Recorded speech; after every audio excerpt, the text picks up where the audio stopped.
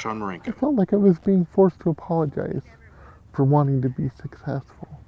Photo of Shawn in his wheelchair, pointing at an inaccessible sidewalk. Narrator. Shawn Murinko is an attorney in Washington State who cares passionately about civil rights. Shawn. I've been fortunate to serve on the State Human Rights Commission for the last 6 years, appointed by then Governor Chris Gregoire and reappointed by Governor Inslee. Narrator.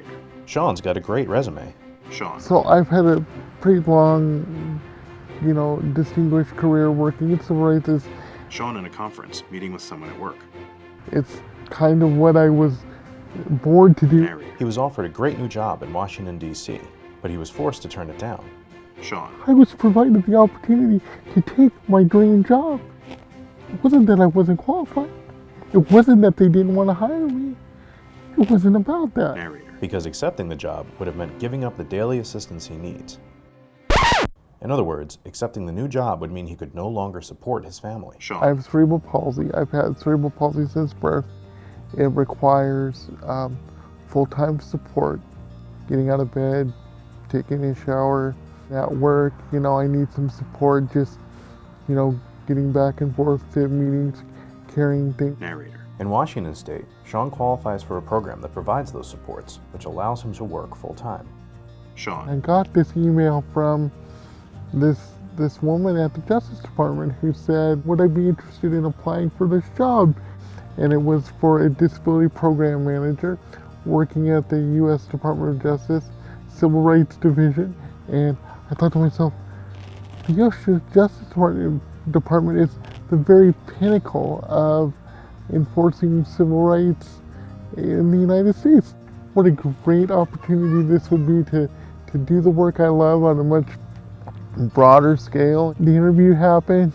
They called me back maybe less than a week later and said, we'd like to offer you the job. Photo of Shawn with his wife and 2 children. Narrator. Maryland, where Shawn would have to live if he accepted the job, did not provide the same supports. To pay for the supports in the zone would have reduced his new yearly salary to only $10,000.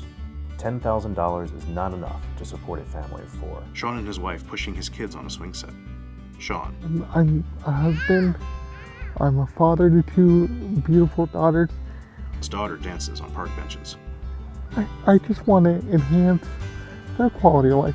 In addition to the professional opportunities for growth and to do the work that I love so much, it was also about that. I thought, well, the only way I'm going to maybe have a chance at doing this is by reaching out to a elected official. Senator Cantwell's office was really the first office to respond. They had no idea. They thought, well, you're qualified for these services in our state. Why wouldn't you be qualified for these services in other states? Basically, the answer was, yeah, each state runs their own program and, they administer it differently. And just being caught up against this monstrous bureaucracy that wasn't willing to bend. Narrator. Maryland wouldn't pay for supports that would allow Shawn to independently live in the community, work full-time, and contribute to society. However, Maryland would have paid to put him in an institution, costing hundreds of dollars a day while robbing him of his freedom.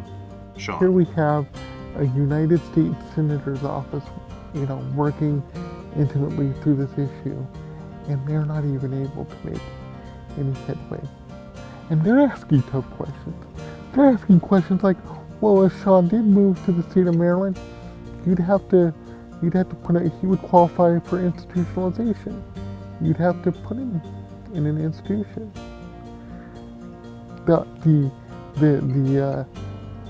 other option is, you could provide him the supports in the community that he needs to get up out of bed, to go to work, to support his family, to avail himself of the benefits in terms of insurance that he would get at his job, to be able to employ other people in that process of providing supports. But yet, you would institutionalize them instead. The state of Maryland would rather do that. It didn't make any sense. Narrator. The different community support rules between different states makes it difficult or impossible for people with disabilities to move to another state, much less move up to a dream job. Shawn. We talk about building ladders of opportunity. It's time to bring those ladders to people who want to pay taxes, who want to provide for their families, who want to contribute to society in real positive ways, just like everybody else. I'm a husband. I'm a father. I don't think anything about my life is particularly extraordinary. What I want is normalcy, so that when I say to the state of Maryland or whatever state, I've got this opportunity, these are the things that I need in order to succeed, that they see that as not an anomaly or as something outside the box, but as a typical situation that anybody would need, would want to succeed, to support their families, to live where they want to live, and to do the kind of work that they want to do. Photo of Shawn and his family smiling. Narrator. People with disabilities should be able to pursue their dreams like everyone else. Share this story. Facebook.com/rooted in rights.